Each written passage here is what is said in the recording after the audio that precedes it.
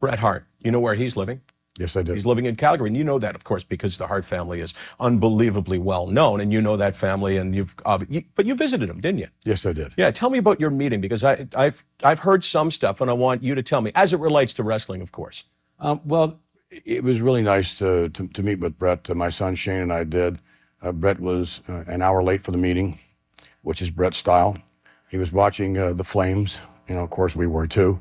But I didn't tell him that when he arrived an hour late. I said, "Where the hell have you been?"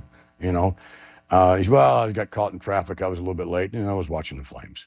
So it was really good to see Bret. You know, and Bret and I at one time were very, very close. I'd like to think that we still are.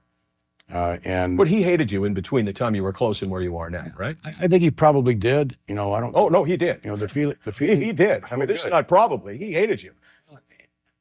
You know what? If you hate someone, I think you have to care.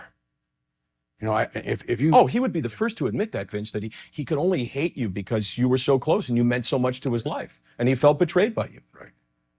And that's really unfortunate. It was an unfortunate time in my life, an unfortunate time in Bret's life. And you know what?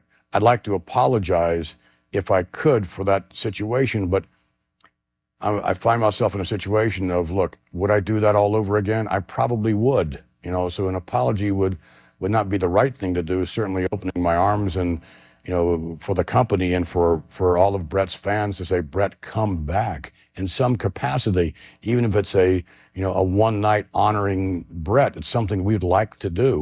We're contemplating putting out a CD like we did on Ric Flair and so forth with Bret Hart, you know, and we want Bret to help us out with that. And that was one of the purposes of the meeting, and Bret said he would. You know, Bret's legacy is extraordinary, and it's part of the fabric of WWE, and we applaud that, even though Bret and I haven't always gotten along, and Bret at one time perhaps hated my guts, as you say.